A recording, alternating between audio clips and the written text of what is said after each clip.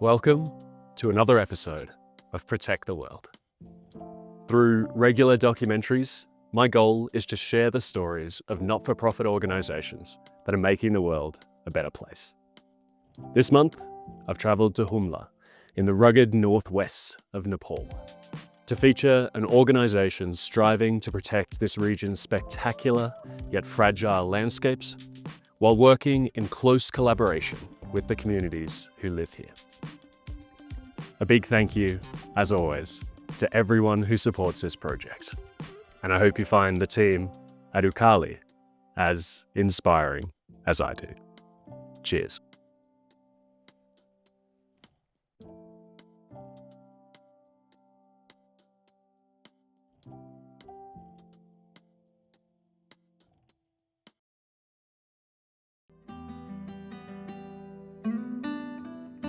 My name is Renin Punjok Lama.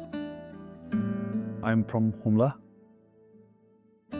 It's the northern west top of Nepal. It's geographically a little bit isolated from rest of Nepal.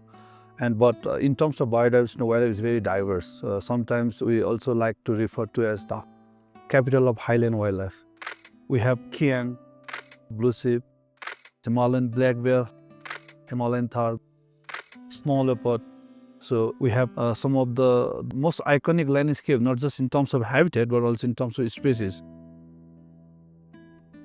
So that is my village, Burgaon. This is where I was born, grown up, attended a local school here. And this area is so memorable, always memorable, and still is full of my childhood memories, playing, running around the forest, climb the trees, horse riding, donkey riding, so it's full of memory here. People here are more marginalized compared to rest of Nepal, and the economic opportunities are fewer compared to the big cities. So lots of people don't have job, and relying on natural resources is always been the first priority of the people. When I was going to school, so we even didn't have the notebooks. I was basically like, we have a wooden board that we have to put oil and then put some mud on and write. So that was how I started my school. More recently, the roads are building everywhere with the hope that it will bring economic prosperity to the region. But at the same time, we also have a huge environmental challenge that comes with the road. So the risks of poaching, the deforestation, and human footprints becoming everywhere is one of the challenges that we have. So I was fortunate enough to be able to go to Kathmandu for further studies. And as a forester, I did internship in different organizations. I work as a research assistant, and I work as an independent researcher. So based on my experience with all over a decade, what I experienced is the gap for local leadership. In the high mountain area, there are very few local conservation leaders. And if we want to build on conservation, if we want to engage and mobilize our community participation in conservation, if we want to institutionalize conservation long term, it is very important that we have to focus on local leadership development. And with these realizations, I decided to start Ukali, a very community model, a grassroots measures dedicated on conservations with a vision of leading by local. So Ukali stands for Upper Karnali Landscape Initiatives. It's a landscape level program. We envision a resilient communities, resilient landscapes. So the main vision behind Ukali is to build a local capacity, local institutional capacity, local leadership capacity. And from the very beginning of Ukali, we always prioritize working with the people. In the sense, we work with school children through our school eco club program. We work with herders who spend most of their time directly in the species habitat, particularly snow leopard, wolf, and other things. We work with community forest user groups who manage the forest resources, not just to protect it, but also to use in a sustainable way. And so we adopted multiple approach to engage this diverse strata of the community people. And the geography itself is the biggest challenge we are facing in terms of access and communications and power. These are some of the regular hindrances that we face in monitoring wildlife and keeping eye on all these things in the region.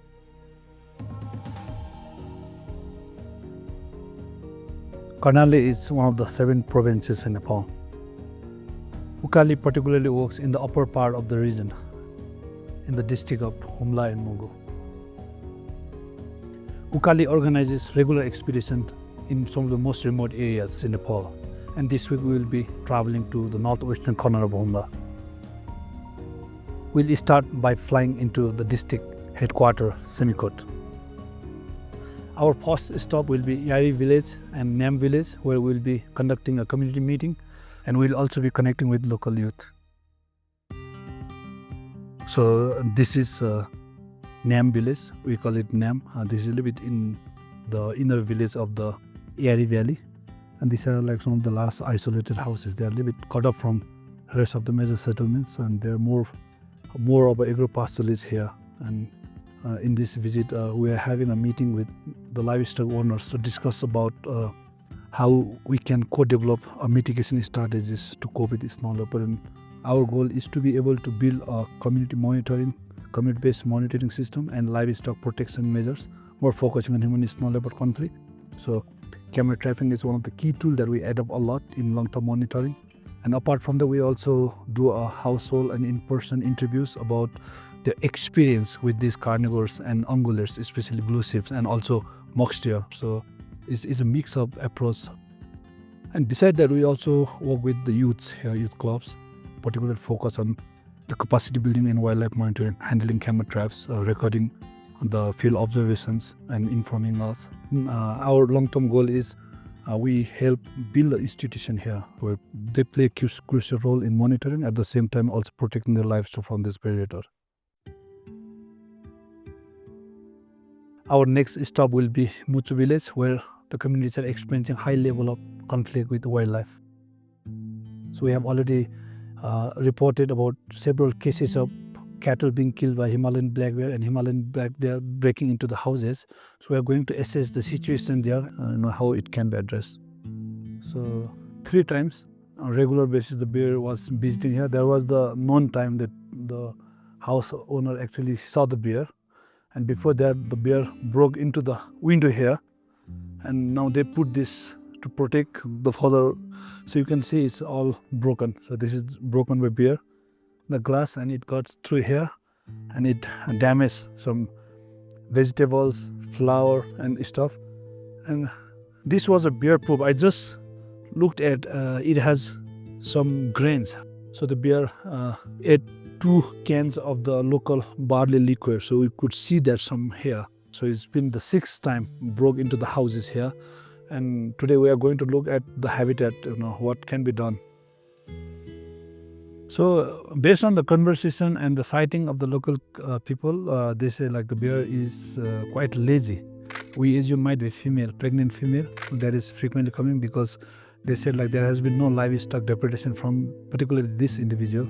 Could be because it's not in the positions to kill livestock, and that's why it's more frequently coming towards the house where there are no people. So we help to calm down the fear, and we help them with the preventive measures. But in such cases, if the bear breaks into the house, it's a very risky situation, anything can happen. So the people are really afraid, and the fear is quite high. So now we are using drone to scan the area, how the habitat looks like, or whether we can spot the bear. We wanted to have a picture of the landscape, how it looks like, so that the villagers have an idea of this area and potentially which side the bear might come with the aerial view of the landscape. That is what we are trying to help with. So our final stop will be the village of Nimatang, where we will be visiting one of the many community forests. So in Nepal, community forest is one of the most successful programs that really help restore Nepal's greener landscape. In Humla, we have about 95 plus community forest institutions, and it's the community who can decide how to manage the forest. So we are in Nimatang village. That is Takopuk Community Forest, one of the community forests in the region that we are collaborating with. The primary role we play is capacity building and also supporting technical knowledge and technical assistance, because most of the community forests they lack these things. And also we do fundraising as well. We support them with small grants and funding.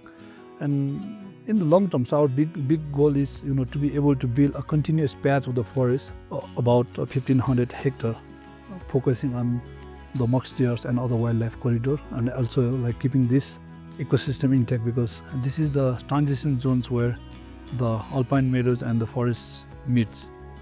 And these zones are very important because the lower elevation areas are used by livestock throughout the winter. And this is also the age where blue sheep comes down. So for Himalayan black bear, this is the upper edge of the habitat, and for snow leopard, this is the lower edge of the habitat. So it's kind of mosaic where multiple carnivores and prey comes together.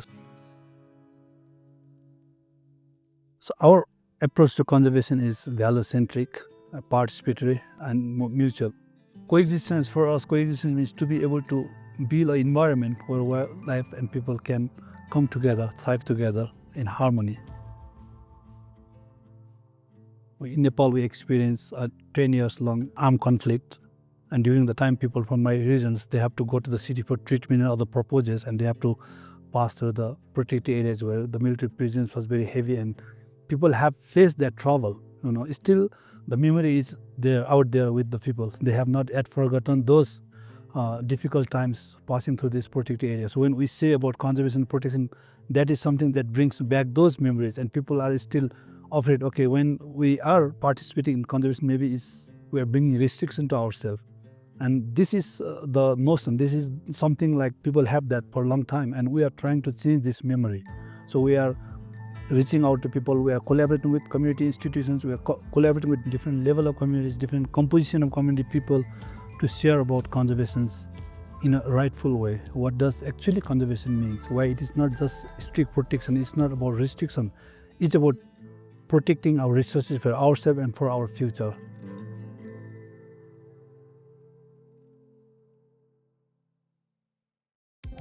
Thanks for tuning in to another episode of Protect the World.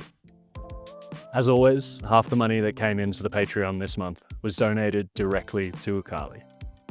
If you'd like to help me give more money to more amazing NGOs in the future, please consider signing up to the Patreon for as little as $5 a month. You can also help out by subscribing to my newsletter, following my work on social media, and sharing this video with your friends and family. You'll find all the relevant links, including to the Patreon, in the description or in my bio, depending on where you're watching this. Another huge thank you to everyone who makes this project possible. And I'll be back soon with another episode of Protect the World.